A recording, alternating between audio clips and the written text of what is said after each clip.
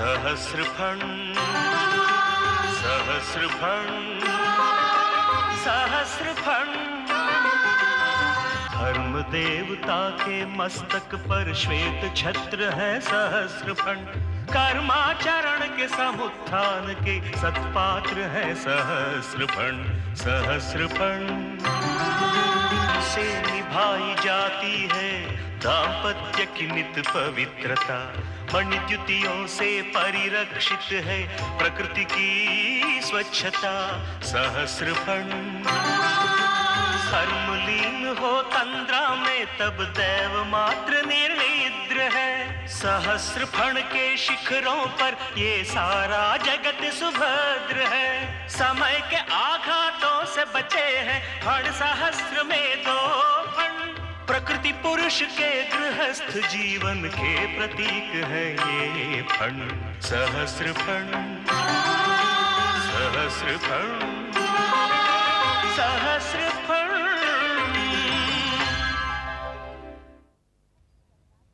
भक्त प्रहलाद का नाटक देखकर जाने वाले रामेश्वरम पर जोशी हमला करता है, मगर रामेश्वरम उसी को खत्म कर देता है। जाली नोटों के सिलसिले में रामेश्वरम को पुलिस अरेस्ट करती है। जेल से छूटकर रामेश्वरम मंगम्मा से मिलता है। मंगम्मा अपने किए पापों का प्रायश्चित करना चाहती है। कई साल बाद गोपन्ना सुब्बन्ना पेट वापस आता है। रंगाराव को धर्मा के बेटे से प्यार हो जाता है।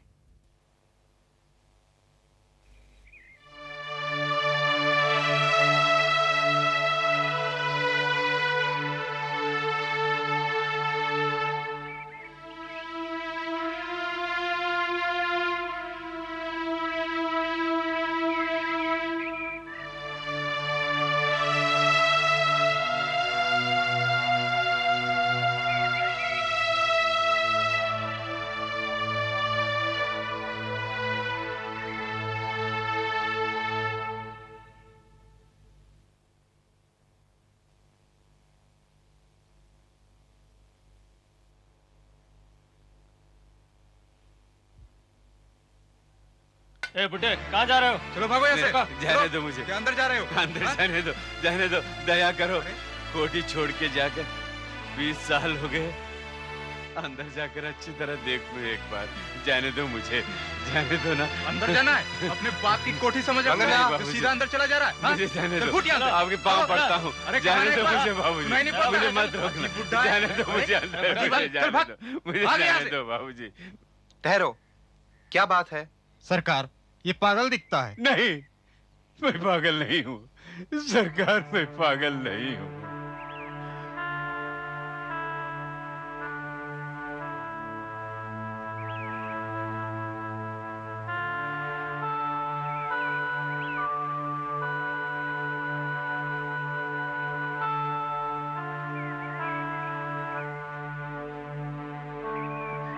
रंगन्ना, तुमने मुझे पहचाना नहीं? मैं हूं गोपन्ना। बड़े मालिक के देहात के बाद सुब्बन्ना पेट छोड़ के चला गया था। मैं हूं गोपन्ना, मैं हूं।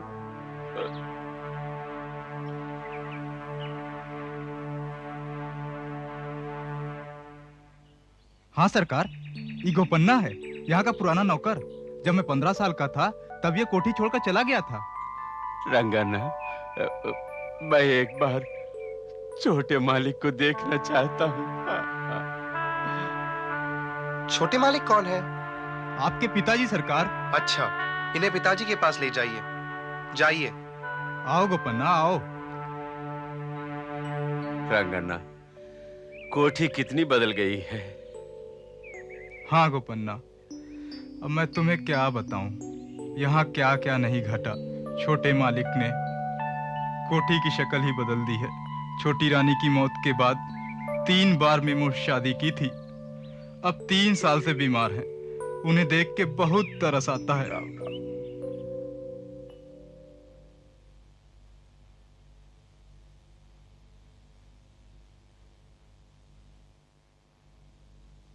छोटे मालिक, छोटे मालिक।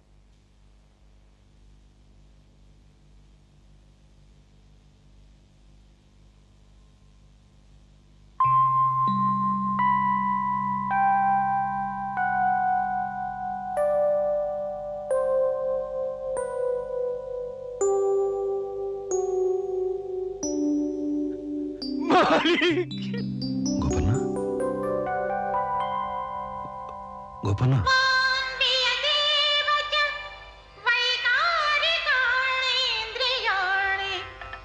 छोटे मालिक, आप भी सुना कीजिए। तुम चुप रहो। बहुत सिर चढ़ गए हो, तुम्हारा भी इलाज करना पड़ेगा।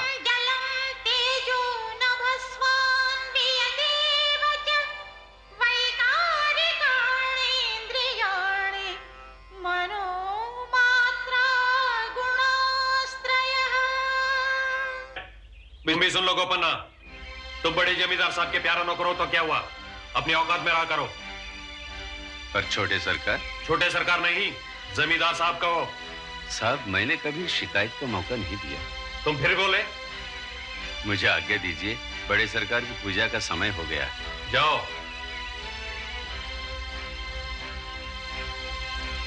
पर यह मत भूलना कि तुम एक नौकर हो, बस एक नौकर। गोपन्ना,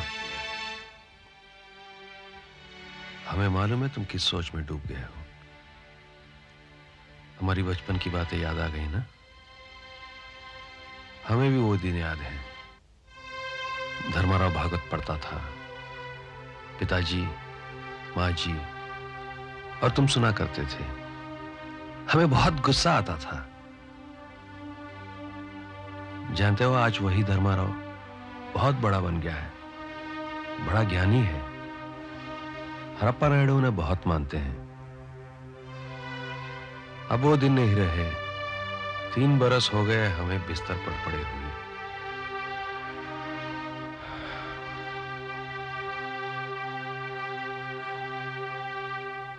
मालिक, आप कितने बदल गए हैं। समय के साथ साथ सब कुछ बदल गया है, तो फिर हम कैसे नहीं बदलते। छोटे मालिक, आपको देखे बिना ही इस बूढ़े के प्राण हवा में उड़ न जाए, इसका मुझे बहुत डर था। आप सब लोगों को छोड़कर परदेश चला गया था, लेकिन मेरे दिल की हर धड़कन हमेशा आप लोगों की याद दिलाती रहती थी।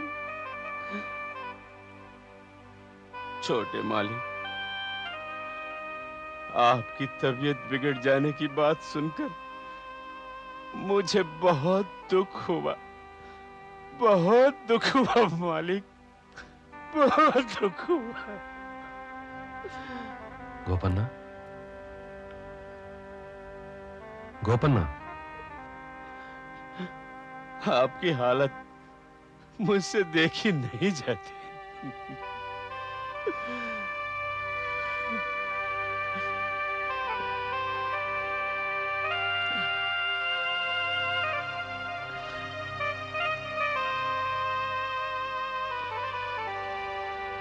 छोटे मालिक। हाँ बोलो। मुझे भूख लगी है मालिक। रंगना, जी मालिक। भोजन का प्रबंध करो। जी अच्छा।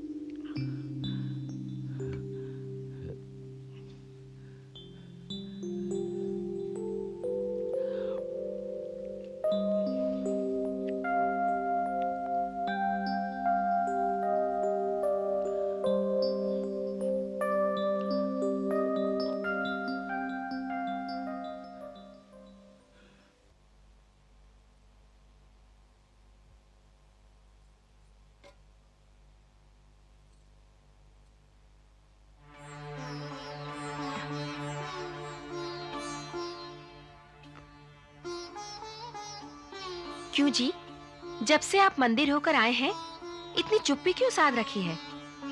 जमींदार और सब लोग ठीक है ना? कह रहे थे कि गोपन्ना आया हुआ है।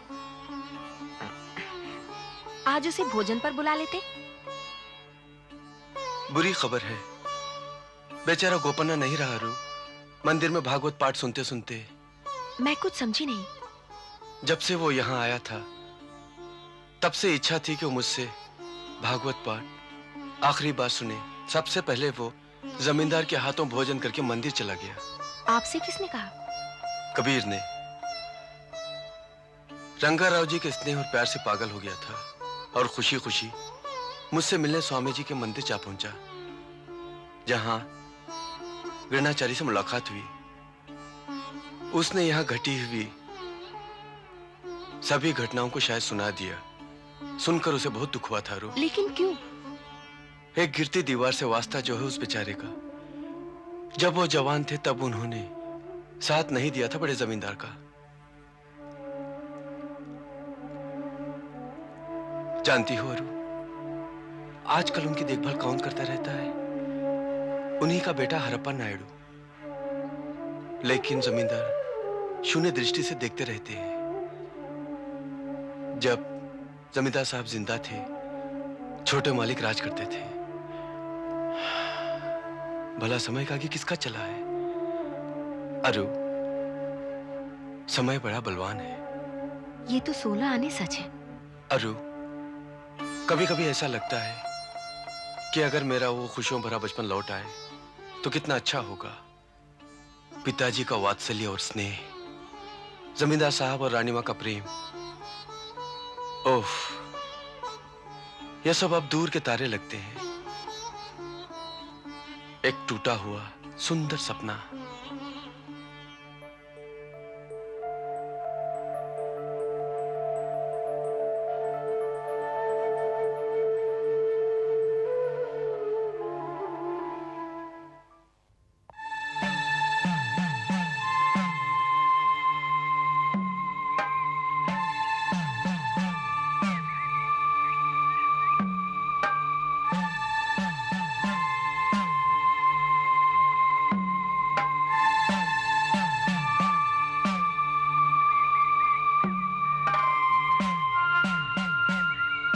बेचारी अरुंधति, सुबन्ना पेट के इतिहास का एक और पन्ना आज नष्ट हो गया।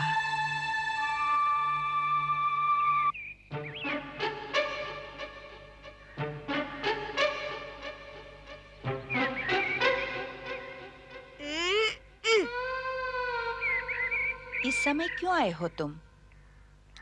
ये बताओ, तुम यहाँ अकेली बैठे हो ना, तुम्हें कैसा लगता है? तुम्हारी आयु 8 बरस की भी नहीं है। तुम्हें मन के बारे में कैसे ज्ञात हुआ? अगर तुम्हारा कोई मन है तो तुम्हें कुछ भी नहीं लगता होगा। कैसे क्या? मन न हो तो संसार ही नहीं। ए उल्टी खोपड़ी वाले, अब तुम घर जाओ। पहले ये बताओ, तुम्हें कैसा लगता है? डरती हूँ कि सांझ होगी कि नहीं, सवेरा होगा कि नहीं। डरती हूँ कि साड़ी फटी पुरानी हो जाएंगी तो तुम्हारे पिता नई साड़ी ला देंगे या नहीं। चंद्रैया मेरे लिए खाना लाएगा कि नहीं। मन को लगना हो तो शायद डर कर रहना आवश्यक है। अच्छा ये बताओ, तुम्हें अपने पिताजी ने जाने के लिए कहा है इस समय? मुझ में और पिताजी में बातचीत नहीं होती। हंसो नहीं, सचमुच हम दोनों में बातचीत नहीं होती। हम दोनों एक दूसरे का नाम लेकर नहीं पुकारते। तुम जैसा नटखट पूरे सुबन्ना पेट में और कोई नहीं। क्यों नहीं है? कौन है? यही सोच रहा हूँ। तुम्हारे सुब्रमण्य स्वामी है ना, वो में से अधिक नटखट है। नहीं तो सुपन्ना पे छोड़कर क्यों जाते? वे नटखट नहीं है, इसीलिए चले गए, वरना यही अड्डा जमा कर सबको तंग करते। हाँ, और नहीं तो क्या। जानती हो, अपनों पर हर एक को ऐसा ही प्रेम होता है। तुम घर में कोई कामकाज नहीं करते क्या? क्यों नहीं करता? सुबह से लेकर शाम तक कितने लोगों से बात करता हूँ। तुमसे मिलता हूँ, कोठी में जाता हूँ, पूरे सुबन्ना पेट का चक्कर लगाता हूँ। जानती हो, बहुत थक जाता हूँ।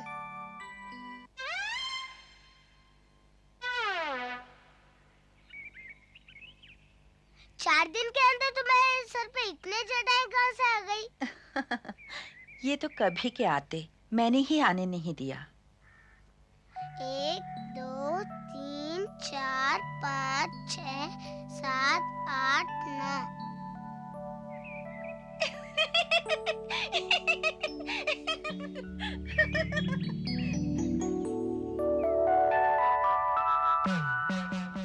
कितना बड़ा ज्ञानी है।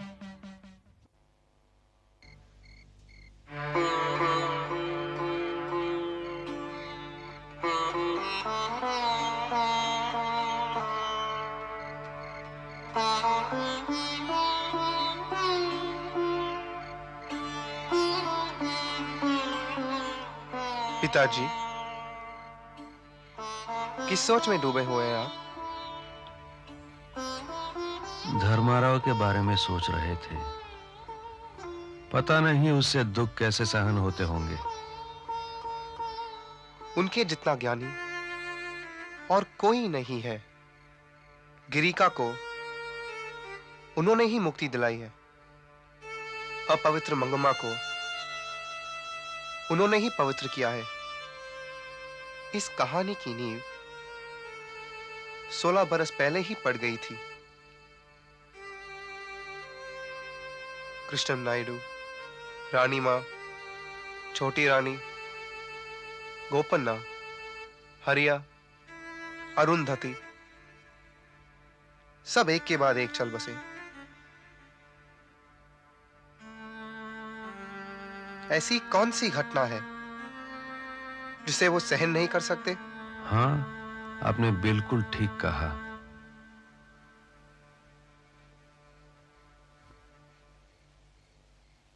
पिताजी, बाहर बहुत ठंडी हवा चल रही है। चलिए अंदर चलते हैं।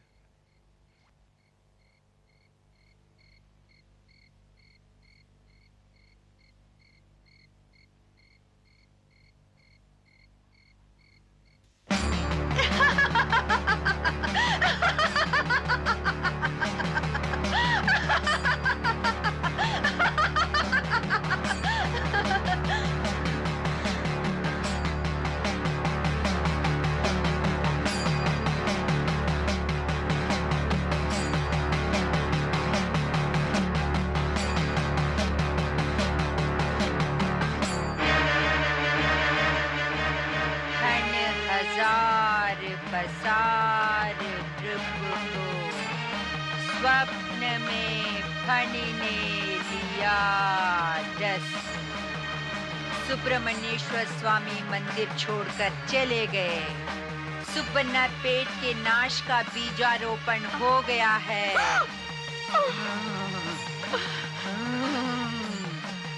अब कुछ ही दिनों में सब कुछ नाश होने वाला है। क्या हुआ? गणाचारी को देखकर मुझे बहुत डर लग रहा है।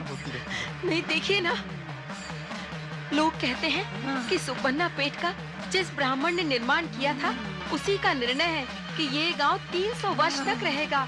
हाँ, अभी अभी गणाचारी बोल रही थी कि सुब्रमण्येश्वर स्वामी मंदिर छोड़कर चले गए हैं। सुपन्ना पेट के नाश का बीजारोपण हो गया है और न जाने क्या क्या कह रही थी। जानते हैं, इससे पहले उसने जो भविष्यवाणी की थी वो ठीक ही निकली थी ना? हाँ, तो उस दिन वेणुगोपाल स्वामी के मंदिर में जाके वो कह रही थी बड़ी रानी मर जाएगी और फिर कहा था छोटी रानी मर जाएगी। हाँ, कहा था। वो सब झूठ नहीं था ना? हाँ, झूठ नहीं था। वो जो कुछ कहती है वो सच निकलता है। मैं झूठ नहीं बोल रही हूँ, मैंने अपने कानों से सुना है गणाचारी को कहते हुए। जल्दी जाओ और धर्मा बाबू और गांव वालों को सुनाओ। जाओ। हाँ हाँ, और जल्दी चल रहे। स्वामी मंदिर छोड़कर चले गए।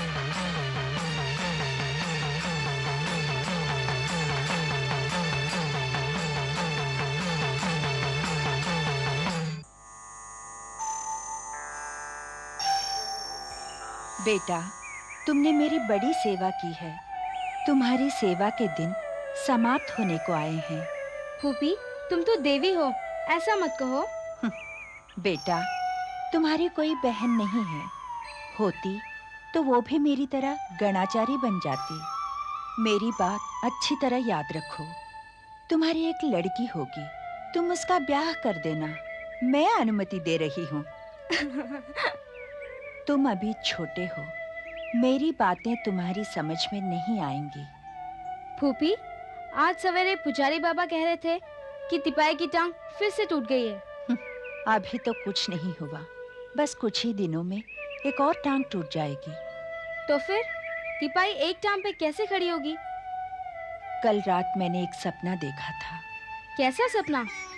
मैंने देखा कि सुब्रमण्येश्वर स्वामी इस मंदिर से चले गए हैं। इससे पहले भी एक बार स्वामी मंदिर से चले गए थे, परंतु स्वप्न के अंत में वापस चले आए थे। अब की बार नहीं लौटे। जब स्वामी स्वयं मंदिर छोड़कर चले गए, तो तिपाई की चिंता क्यों करते हो? अब बलि वेदी की आवश्यकता भी नहीं रहेगी। स्वामी के 1000 फंड जाते रहे, उनके चिन्ह भी नष्ट हो जाएंगे। समय बड़ा बलवान है बेटा, उसके साथ साथ परिवर्तन भी आवश्यक है।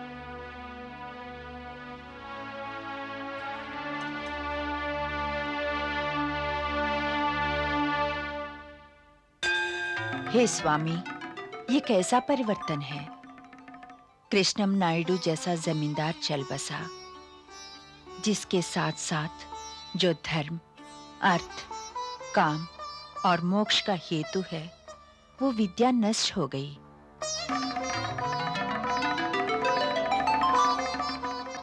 रुक्मिणम्मा राव चल बसे, जो रानी विदेशी सभ्यता पर लट्टू नहीं थी, जो रानी नीच सुख की अभिलाषाओं में भगवान से विमुख नहीं बनती थी, ऐसी वो रानी ही चल बसी। उनकी निशानी सरोजनी देवी भी जीवित न रह पाई।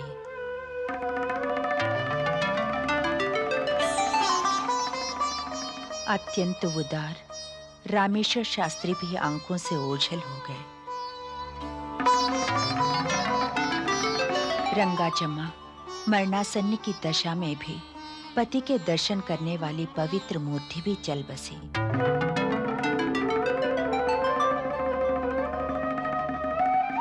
देवदासी के साथ साथ भगवत भाव नष्ट हो गया।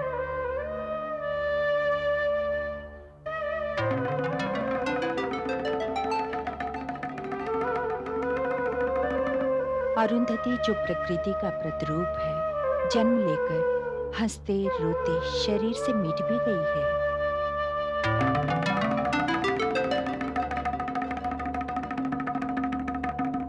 हरिया बेचारा की ठहरने के लिए यहाँ जगह ही नहीं रही। उमड़ आती अनीश्वरी मातृकाओं के मुकाबले में टिक न सका।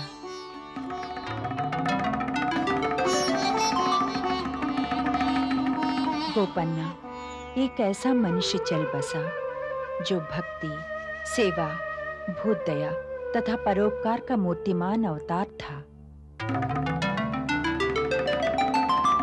हे स्वामी, अब मैं अपनी जटाओं को कटवाकर तुम्हारे सम्मुख रख दूंगी, जो तुम्हारे ही मंदिर में रहेंगे। तब मेरा और तुम्हारा संबंध समाप्त हो जाएगा। मेरे चल बसने के बाद स्वर्ग और मृत्यु लोक के बीच की कड़ी टूट जाएगी। सब कुछ भले ही नष्ट हुआ हो, परंतु राष्ट्र की शक्ति के रूप में, समाज के धर्म के रूप में बचा रहेगा धर्म।